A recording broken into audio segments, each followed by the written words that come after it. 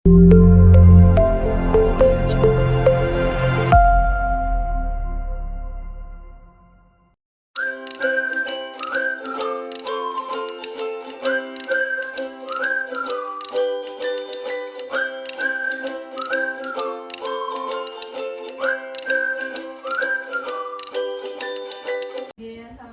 Bapak. Waalaikumsalam warahmatullahi wabarakatuh.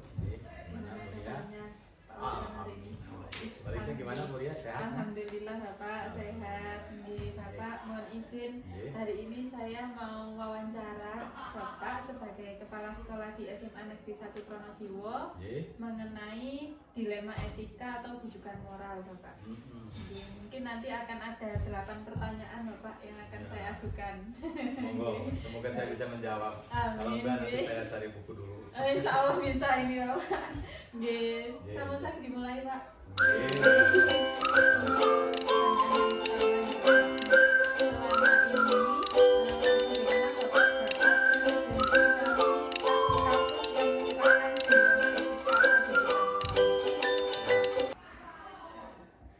Di sini siswanya ini kental dengan pengaruh budaya sehingga melatar belakangi ekspresi jiwa, ekspresi kelakuannya ya, atau ekspresi tingkah, ucap dan lakunya.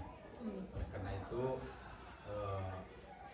sekolah wajib hadir untuk bisa melihat apakah itu sebuah masalah ataukah itu sebuah keunggulan.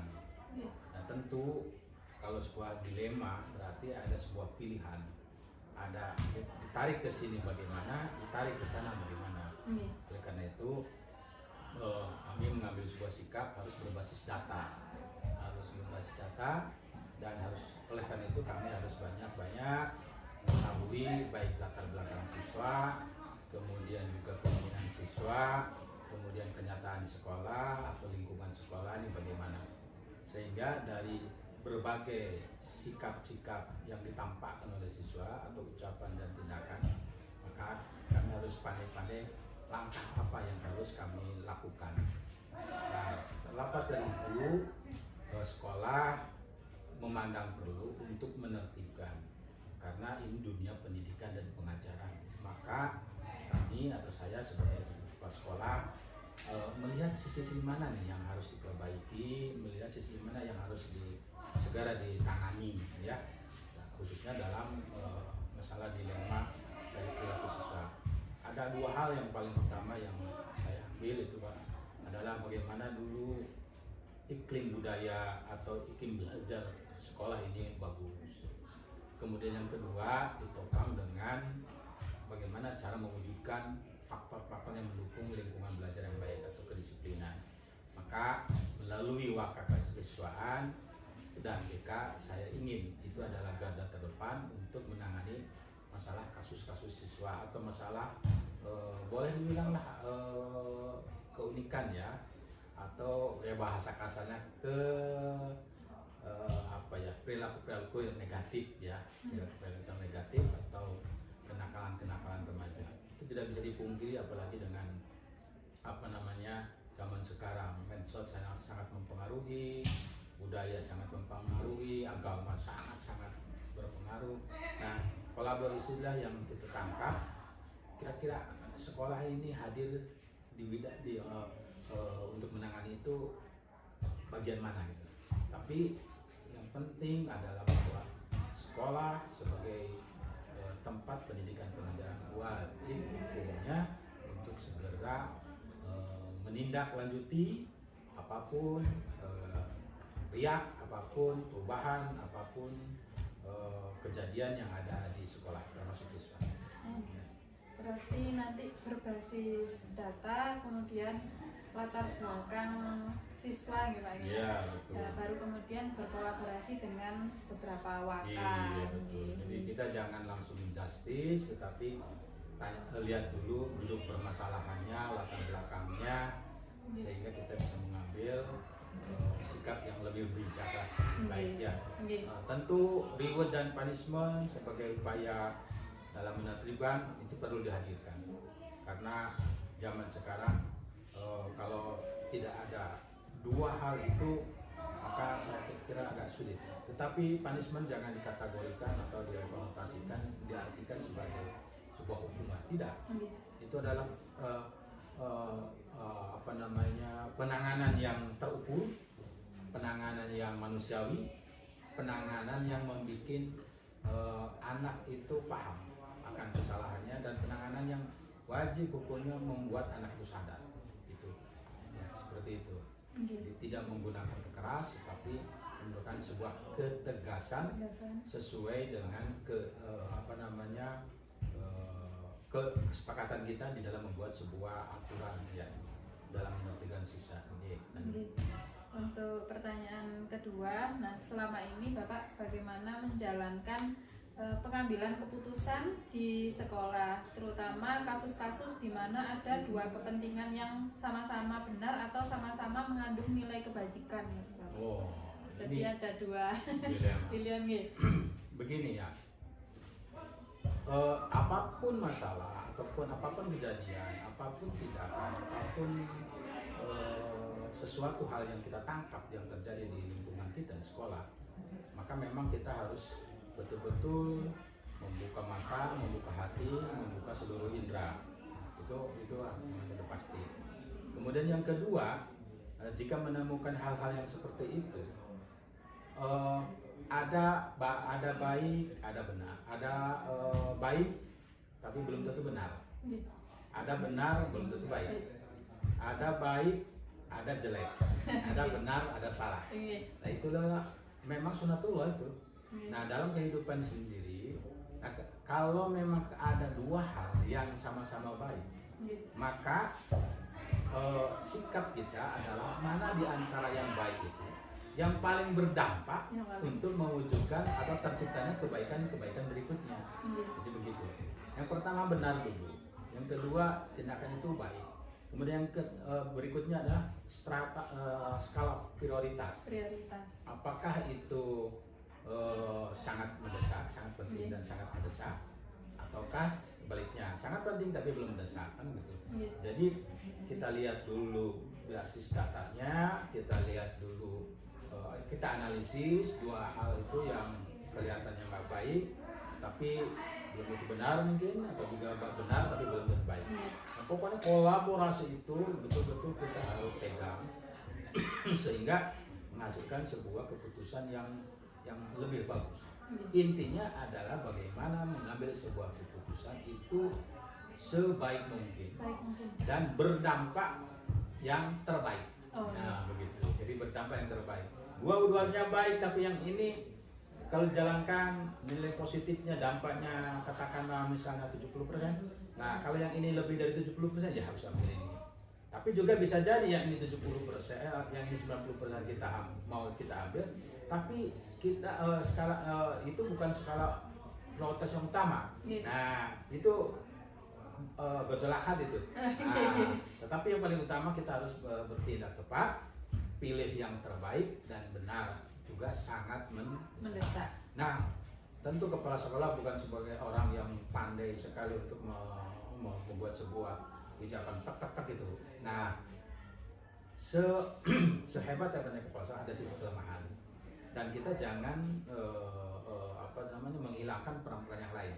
Nah, ketika menemukan seperti kayak gitu, ya maka kita harus bargaining. Ya, kita harus lihat siapa ini yang bisa membantu atau bisa menjamin pelaksanaan ini.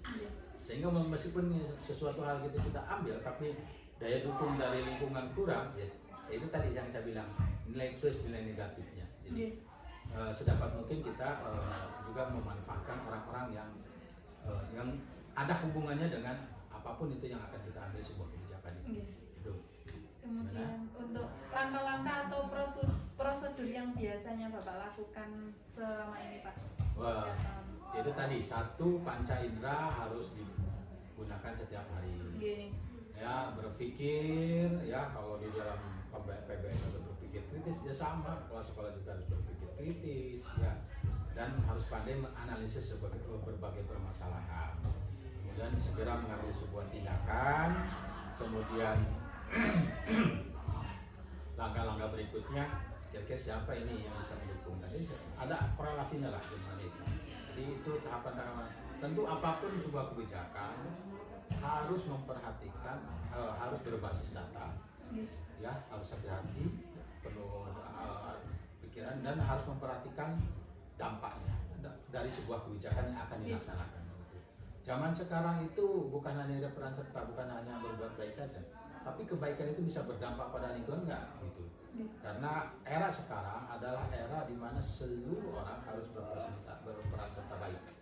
Ya, atau dengan istilah lain menebar energi positif, ada ya seperti itu, atau berperilaku positif dan lain sebagainya, ya seperti itu. Pak Niku.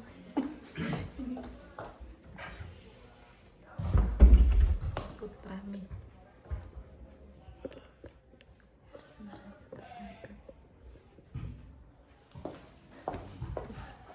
Lanjut pertanyaan keempat nih Pak. Wah, keempat ya. Nah, hal-hal apa saja yang selama ini Bapak anggap efektif dalam pengambilan keputusan pada kasus dilema etika? Nah, hal-hal apa saja yang selama ini efektif ya? Yang paling efektif. Yang pertama ya tentu adalah personality dari rekan kerja kami, rekan kerja saya, waka, guru, tas, itulah faktor utama, dan juga siswa ya, orang tua, komite. Itu semua orang itu harus terlibat dalam dalam berjalannya ya, menakodai sebuah sekolah yang besar ini, itu harus semua orang berperan serta. Itu langkah-langkah yang berikutnya. Kolaborasi wajib hukumnya. Yang kedua tentu hal-hal apa, berarti harus dianalisa. Hal-hal apa yang akan kita ambil sebuah kebijakan tentang seperti itu, atau hal-hal apa yang akan yang terjadi. Kemudian juga kalau kita mau menggunakan metode SWOT ya SWOT lah, kecil-kecilannya seperti itu ya, atau EBS ya, evaluasi diri sekolah. Nah itu dilakukan. Nah jadi itulah langkah-langkah yang paling efektif saya kira untuk memajukan sebuah keputusan atau kebijakan. Sebab kalau kebijakan tanpa didukung oleh seluruh orang, atau kebijakan itu tanpa disosialisasikan, kemudian dilaksanakan dan dicari siapa yang bisa mendukung pelaksanaannya, karena kita ingin yang terbaik, kemudian terakhir baru kita evaluasi. Itu selalu, apakah evaluasi itu kita menggunakan orang lain atau evaluasi kita sendiri, monggo, tergantung hal-hal masalah, karena di situ terkait dengan tupoksi masing-masing. Nah, kalau pas sekolah selalu dituntut itu ya. Maka saya pun demikian, ketika mengambil sebuah kebijakan itu selalu saya lihat dan saya tawarkan, ada enggak perbaikan, kelemahannya bagaimana, ayo kita sama-sama perbaiki, dan yang baik-baik tolong dijaga gitu. Jangan sampai yang baik-baik ini kita tinggalkan sehingga muncul lagi hal-hal negatif. Akhirnya kita berhenti di tempat. Harusnya ketika target A sudah tercapai, maka kita naikkan ke target B, begitu. Jadi analisis itu penting, kemudian gerak cepat juga kita penting, dan untuk itu didukung oleh data dan fakta, dan siapa yang mau berperan serta atau yang bisa berperan serta itu. Itu yang paling efektif menurut saya. Ya tentu. Zaman sekarang juga ya sosialisasi tentu. Sosialisasi, koordinasi, evaluasi. Pokoknya si itu jangan diabaikan lah. Kemudian tantangan-tantangan dalam pengambilan keputusan pada kasus dilema etika. Tantangan itu banyak ya, bisa dari luar, dalam hal misalnya orang tua, lingkungan yang kurang mendukung. Tapi alhamdulillah di Pronojiwo saya melihat tidak terlalu, selama ini saya tidak merasa lah. Tapi yang tantangan utama, kalaupun memang tantangannya ada dari luar, ya mungkin karena ya semuanya itu tergantung pada latar belakang pendidikan, budaya orang-orang tua ya. Itulah yang bisa mewarnai karakter anak. Sehingga tantangan yang paling akhirnya di sini kita menemukan siswa-siswa yang ya perlu pembinaan yang lebih lanjut, siswa-siswa yang perlu penanganan yang lebih intens, yang paling perlu banyak perhatian. Terlebih siswa-siswa ini, beberapa yang saya analisa, beberapa orang itu timbul masalah itu lebih besar disebabkan karena keadaan orang tua. Nah, Oke. itu. Latar belakang. Latar berarti, belakang ya, entah itu orang tuanya meninggal, entah orang tuanya itu cerai, Oke. entah orang itu usahanya bangkrut menjadi miskin, entah itu orang tuanya yang bekerja di luar negeri, jadi entah itu eh, orang tuanya menitipkan kepada neneknya, kepada pamannya, bibinya, pakdinya dan sebagainya, itu bisa menimbulkan masalah tantangan itu ya. Dan yang berikutnya ada lagi, ya dimanapun dan kapanpun saya punya keyakinan ya ada karakter-karakter keluarga besar sekolah ya, baik itu guru, teknik dan sebagainya, semuanya punya kelebihan dan semuanya punya kekurangan. Nah, kekurangan itu kalau dipelihara oleh masing-masing diri, itulah faktor yang tantangan yang paling utama. Karena sebaik apapun sebuah kebijakan, sebaik apapun itu sebuah program, tapi kalau orang-orang yang ada di situnya ya, yang dimana orang itu adalah garda-garda terdepan seperti TNI, kemudian tenaga kependidikan, tenaga pendidik ya, itu punya karakter-karakter yang misalnya etos kerjanya kurang, kemudian karakternya ya, attitude-nya misalnya kurang, ya itu bisa menjadi sebuah tantangan yang sangat besar. Ya, begitu juga dengan karakter keras dari siswanya, baik basic agamanya, kesadaran untuk belajarnya dan sebagainya, itu tantangan yang menurut saya besar. Tapi saya merasa bahwa alhamdulillah di SMA Negeri 1 Pronojiwo ini ada tantangan, tetapi tidak sangat mengkhawatirkan jika saya bandingkan dengan sekolah yang lain. Tapi kalau dengan masalah kebaikan-kebaikan sekolah yang luar biasa, ya kita harus berkaca. Tentu kita tidak ada di level itu. Tapi yang pasti bahwa saya ingin menuju ke situ. Jadi saya sudah punya beberapa sekolah di bidang ketertiban, sekolahnya ini, di bidang prestasi sekolahnya ini, di bidang sarana prasarana. Jadi saya punya kiblat masing-masing. Seperti itu. Selanjutnya Pak, apakah Bapak memiliki jadwal tertentu dalam sebuah penyelesaian kasus dilema etika? Dalam penyelesaiannya apakah ada tempat atau jadwal yang terstruktur dalam menyelesaikannya? Kemudian prosedur seperti apa yang dijalankan Pak? Kalau penyelesaian semacam dilema seperti itu, ada kasus itu atau masalah itu berlanjut. Ya. Itu fakta. Karena itu terkait dengan regulasi, terkait dengan atasan kita juga, terkait dengan orang tua, terkait dengan guru. Istilahnya dengan kata lain terkait dengan orang. Jadi akan segera bisa diatasi manakala semua bertransaksi. Tapi juga ada kalanya yang tidak terlalu terkait, jadi linknya pendek. Nah, oleh karena itu saya tidak menjadwalkan khusus, tetapi selama saya bisa berpikir, selama saya ada kesempatan, selama saya punya sebuah program, selama saya sudah punya masalah, selama itu pula saya pikirkan. Ya begitu. Lalu untuk solusinya, lalu dengan siapa solusinya? Tentu saya mengajak Bapak Ibu guru, para waka dan sebagainya. Masalah air misalnya, ya melihat data dulu, lihat dulu kenapa air ini, siapa yang bisa mengatasi masalah ini. Masalah siswa ini, kenapa? Berapa orang siswa yang berperilaku negatif? Perilaku negatif apa?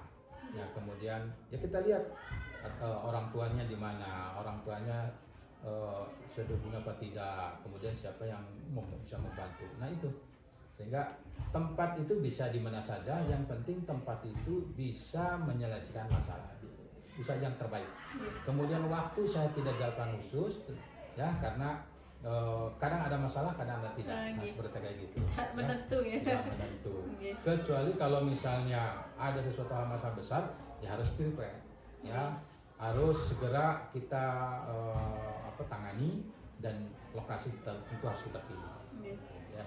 Kemudian siapa-siapa yang ada kaitannya dengan masalah itu, ya kita akan undang. Gitu.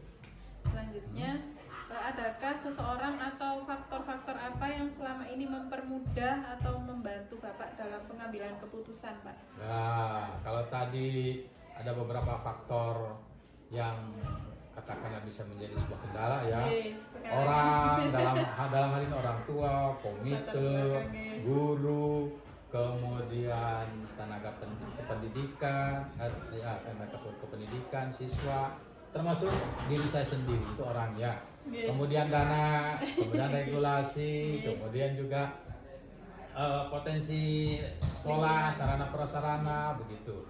Kemudian etos kerja dari orang-orang atau profesionalisme yang ditunjukkan oleh orang-orang, nah itulah faktor-faktor yang sangat mendukung. Berarti yang kalau dia positif maka akan positif juga. mendukung. Tapi faktor-faktor itu kalau tidak positif atau negatif, ya itulah yang bisa menjadikan sebuah beban. Tantangannya begitu, betul. Untuk pertanyaan terakhir nih, Pak. Monggo. Dari semua yang telah disampaikan oleh Bapak tadi, pembelajaran apa yang dapat dipetik Pak dari pengalaman Bapak dalam mengambil keputusan dilema etika? Kalau saya simpulkan ya, apapun itu, termasuk dengan masalah dilema seperti kayak gitu, yang pertama, niat kuat kita ini untuk apa? Ya, kepada siapa, di mana, itu harus tahu. Tupoksi kita ini apa? Dia ke situ. Masalah itu namanya orang hidup pasti ada masalah, gitu ya. Masalah akan jadi besar dan akan berlarut-larut, ya tergantung juga orangnya. Ya, apakah dia merasakan itu masalah menjadi besar atau kecil, ataukah sejauh mana dia komitmen untuk mengatasi atau tidak. Jadi apapun itu menurut saya adalah tergantung pada komitmen diri ya, potensi diri, komitmen diri, niat baik seseorang, dan itu dalam ini semualah itu. Nah kemudian juga apalagi sebaik-baiknya orang itu atau sebagai kepala sekolah, oke lah dia sudah punya profesionalisme, tidak diragukan ya, niatnya sudah dan lain-lain sebagainya, bagus-baik. Tapi ini kalau tidak menggunakan sosial, kalau sosialnya kurang atau daya dukung dari sekelilingnya kurang, tidak ada kolaborasi, ya saya kira nonsen. Karena kita ini makhluk sosial, nggak bisa kita hebat sendiri. Kehebatan kita sebetulnya itu muncul karena kehebatan orang lain yang mendukung kita. Itu. Kemudian yang berikutnya, kesimpulan yang berikutnya yang dari dilema ini, tentu regulasi ini betul-betul harus bisa mewadai. Karena kenapa regulasi atau aturan ini?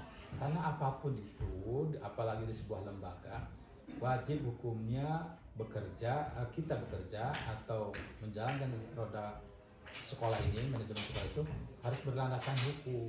Itu tatanan hukum atau tatanan regulasi itu wajib, dan itu harus kita lakukan. Itu yang paling penting. Makanya kalau kita insya Allah ada di dalam tatanan hukum, maka masalah yang dilema itu akan berkurang. Tetapi kalau kita membiarkan itu, ya makin hari makin besar akhirnya.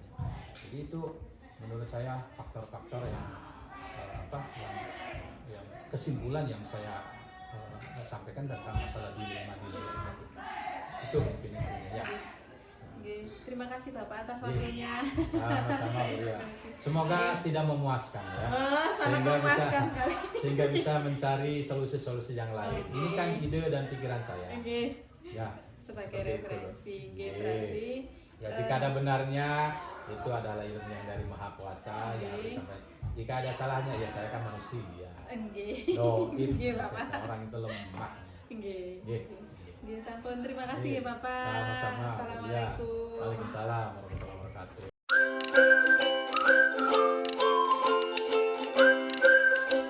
Assalamualaikum Ibu. Waalaikumsalam. Ngapunten mohon izin, saya dari CGP Angkatan ke-10 dari kelas 278. Pada kesempatan pagi ini saya ingin memberikan beberapa pertanyaan Bu terkait dilema etika. Dan itu sebagai kepala sekolah di SDN Taman Ayu 02 itu. Ya, mungkin di sini nanti akan ada 8 pertanyaan Bu terkait dilema etika. Satu dimulai. Ya, untuk pertanyaan yang pertama, selama ini bagaimana Ibu mengidentifikasi kasus-kasus yang merupakan dilema etika?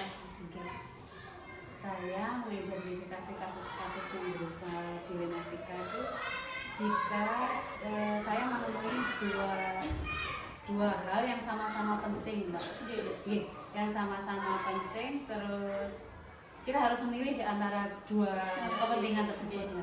Berarti menimbang dulu dari dua kepentingan tadi. Nah, kemudian bagaimana Ibu menjalankan pengambilan keputusan di sekolah Ibu, terutama untuk kasus-kasus di mana ada dua kepentingan yang sama-sama benar, Untuk mengambil keputusan ini tadi, tentunya saya konsultasi dan kolaborasi dengan pihak-pihak terkait seperti Dewan Guru, komite sekolah, terus pimpinan saya di sini itu Korwil ya, Korwil di Kecamatan Pronojiwo.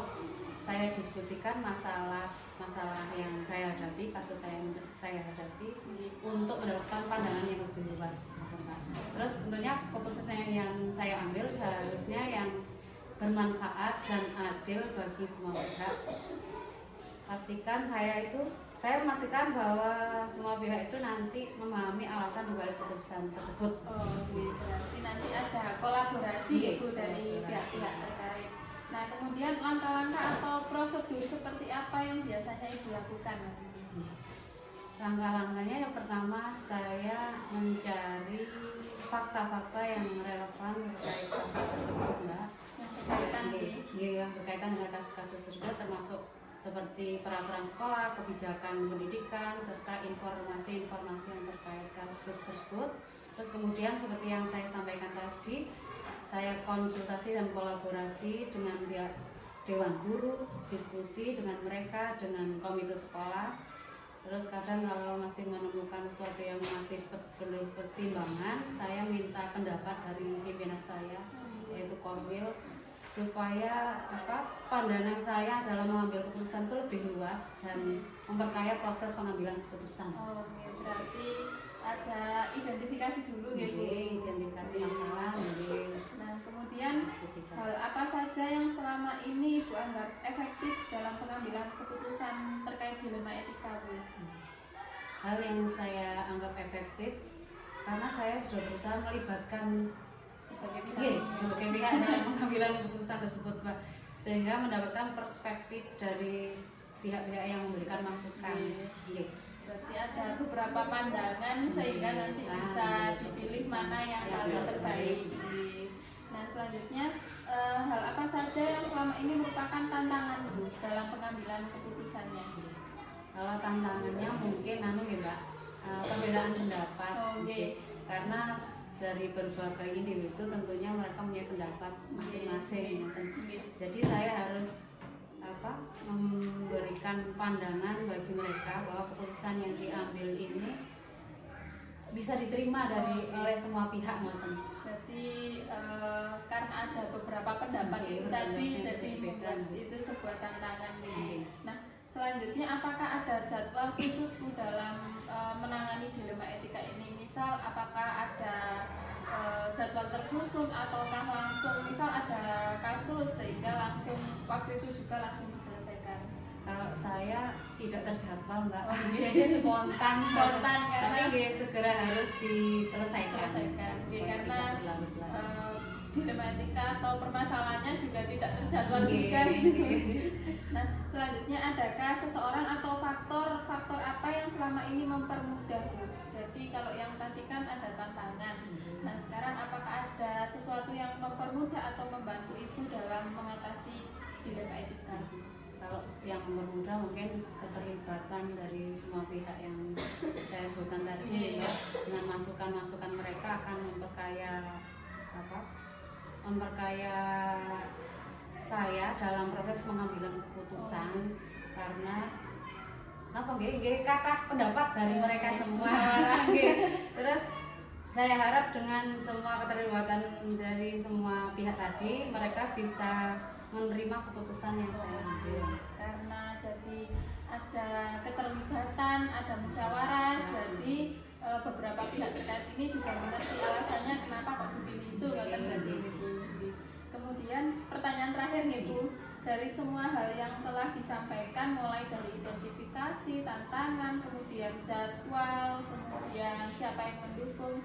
Nah, dari pembelajaran pertanyaan-pertanyaan sebelumnya tadi, pembelajaran apa yang dapat Ibu petik dari pengalaman Ibu selama mengambil keputusan dilema etika, Bu? Bahwa konsultasi dan kolaborasi itu memang sangat penting.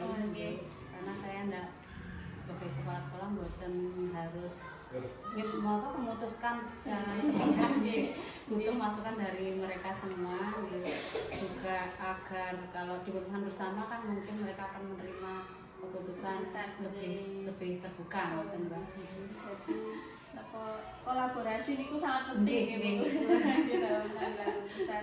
Ibu, itu tadi wawancara saya kepada Ibu sebagai kepala sekolah, Ibu, dengan pertanyaan yang saya ajukan jawabannya sangat luar biasa sekali, Ibu. Mencoba nih, Terima kasih sudah meluangkan waktunya juga. Sama-sama. Ibu, terima kasih. Assalamualaikum. Waalaikumsalam warahmatullahi wabarakatuh.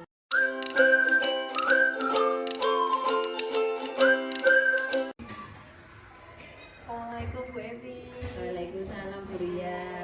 Selamat datang di sekolah kami. Terima kasih banyak Bu sudah meluangkan waktunya untuk saya melakukan wawancara Ibu. Gimana kabarnya Bu Evi? Alhamdulillah baik. Luar biasa. Bu Evi, pada pagi hari ini saya akan melakukan wawancara kepada Bu Evi selaku kepala sekolah di BSD Sidomulyo 4. Ya, betul. Nah, di sini mungkin nanti akan ada beberapa pertanyaan, ada pertanyaan terkait dilema etika. Oke, siap. Saya mulai Bu Evi. Untuk pertanyaan yang pertama, bagaimana Ibu dapat mengidentifikasi kasus-kasus yang merupakan dilema etika, Bu? Kami di lembaga kami ini, setiap lembaga saya rasa akan selalu mempunyai permasalahan yang berkaitan dengan dilema etika. Cara saya mengidentifikasinya adalah dengan mendengarkan dengan seksama keluhan-keluhan atau mungkin ada permasalahan-permasalahan. Saya akan mendengarkan dengan seksama dan kemudian apabila itu memang menjadi sebuah permasalahan yang patut kita pikirkan bersama, maka saya akan mengidentifikasinya sebagai sebuah permasalahan yang memang harus dibicarakan bersama. Permasalahan dilema etika tersebut untuk dibicarakan bersama-sama. Berarti ditampung dulu ya Bu? Betul, saya tampung dulu. Untuk selanjutnya, bagaimana Ibu menjalankan pengambilan keputusan di sekolah, terutama kasus-kasus di mana ada dua kepentingan yang sama-sama benar atau sama-sama mengandung nilai kebajikan. Jadi ada dua unsur. Iya, dua unsur yang dilematis Kalau misalnya ada permasalahan yang seperti itu tadi, dua-duanya sama-sama berat, dua-duanya sama-sama punya unsur yang harus kita kita selesaikan. Nah, yang saya pilih adalah saya akan melihat urgensinya. Prioritas. Iya, prioritasnya mana yang lebih urgent untuk saya selesaikan. Itu yang akan saya selesaikan terlebih dahulu, atau saya pilih. Kemudian juga kami akan menimbang capability-nya. Kita bisa nggak ambil yang ini? Kalau memang mampu yang ambil yang ini, kita ambil yang ini saja. Kalau yang lainnya walaupun itu sama-sama memiliki nilai yang kebajikan yang sama, tetapi kita tidak bisa melaksanakannya, maka kita pilih yang lebih bisa kita laksanakan. Seperti ada dua prioritas dan kemampuan kita. Untuk pertanyaan ketiga, langkah-langkah atau prosedur seperti apa yang biasanya Ibu lakukan? Kalau ketika kita mengalami dilema etika seperti contoh tadi, yang saya lakukan yang pertama kali adalah mengidentifikasi dulu. Kita identifikasi permasalahannya, kemudian yang kedua adalah mempelajari alternatif pemecahannya. Saya akan cari alternatif pemecahan dari permasalahan tersebut. Kemudian setelah saya mempelajari alternatif pemecahannya, saya akan berusaha untuk berkomunikasi dengan Bapak Ibu Guru di lembaga kami. Kenapa demikian? Karena Bapak Ibu Guru itu pasti punya second solution. Nah, kalau saya sendiri yang memutuskan, nanti efeknya juga tidak akan baik kalau tidak kita musyawarahkan dulu. Setelah bermusyawarah dengan guru-guru, kadang kami juga akan mengundang komite atau stakeholder yang ada di sekolah kami. Kemudian yang terakhir, kami akan mulai merealisasikan dari apa yang sudah kami musyawarahkan. Berarti mempertimbangkan kolaborasi gitu. Betul. Untuk selanjutnya, hal apa saja yang selama ini merupakan tantangan di dalam pengambilan keputusan? Jadi setiap permasalahan itu pasti ada tantangan dalam pengambilan keputusan. Kenapa? Karena tadi kita mengedepankan kolaborasi. Andai kata kita ambil keputusan sendiri, tentu tidak akan ada tantangan dari dalam maksudnya. Tantangan tersebut ada. Kenapa? Karena setiap orang memiliki pemikiran yang berbeda. Jadi tantangannya adalah perbedaan persepsi dan sudut pandang dari setiap rekan yang kita ajak berkolaborasi dalam memecahkan permasalahan. Sehingga tidak serta-merta keputusan itu bisa kita ambil, karena memang itu tadi ada perbedaan persepsi. Yang kemudian yang tantangan berikutnya adalah kadang keputusan kita itu ada kearifan lokal yang tidak bisa kita terobos begitu saja. Ada penyesuaian dalam keputusan sehingga nanti bisa diterima oleh bisa dianggap sesuai dengan nilai-nilai yang ada di masyarakat kita. Berarti juga mempertimbangkan kearifan lokal. Betul. Untuk pertanyaan selanjutnya, apakah ada jadwal tertentu Bu dalam menyelesaikan sebuah kasus dilema etika, atau apakah langsung menyelesaikan di tempat ketika ada permasalahan atau bagaimana? Gini, kalau jadwal untuk menyelesaikan dilema etika terus terang saya tidak punya. Kenapa? Karena kasus dilema etika itu tidak setiap saat terjadi. Satu itu. Kemudian apakah langsung kita eksekusi di tempat? Tentu saja tidak. Setiap kali ada permasalahan dilema etika, saya akan lebih banyak berkolaborasi dengan teman-teman untuk menyelesaikan permasalahan tersebut. Sehingga kalau dikatakan ada jadwal, saya mengatakan tidak untuk sementara ini. Kemudian pertanyaan terakhir, adakah faktor-faktor apa yang selama ini mempermudah Ibu atau yang membantu? Faktor yang mempermudah saya dalam menyelesaikan dilema etika di lembaga kami tentu saja adalah sumber daya manusia. Sumber daya manusia yang saya maksud di sini adalah teman-teman, rekan-rekan guru yang ada di sekolah kami, di mana mereka memang masih muda, tetapi mereka sangat potensial di dalam penyelesaian kasus-kasus. Kenapa demikian? Karena mereka sudah lama berkecimpung di dunia pendidikan dan lama berdinas di sini, sehingga sudah tahu bagaimana karakteristik masyarakat, karakteristik siswa kami, kemudian pemecahan masalah yang harusnya seperti apa, mereka sudah tahu. Kemudian pembelajaran apa yang Ibu dapatkan ketika pengalaman Ibu dalam mengambil keputusan dilema etika? Dalam mengambil keputusan dilema etika, yang paling saya garis bawahi adalah sebuah keputusan harusnya memiliki win-win solution untuk setiap orang, baik ke dalam maupun keluar, sehingga semua orang merasa tidak dirugikan, semua orang merasa bahwa masalahnya sudah terpecahkan, dan itu membutuhkan kebijaksanaan dan pemikiran serta kelapang dadaan untuk menerima kritikan, saran, solusi, dan seterusnya. Sehingga saya rasa dalam pengambilan keputusan untuk masalah-masalah yang dilematis ini diperlukan kolaborasi dan mengetengahkan win-win solution.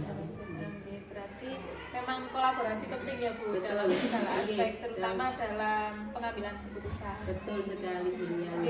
Terima kasih Bu sudah membantu saya. Kemudian jawaban yang sudah diberikan juga sangat luar biasa sekali. Terima kasih juga Bu Ria kesempatannya. Terima kasih. Saya akhiri ya Bu. Assalamualaikum. Waalaikumsalam warahmatullahi wabarakatuh.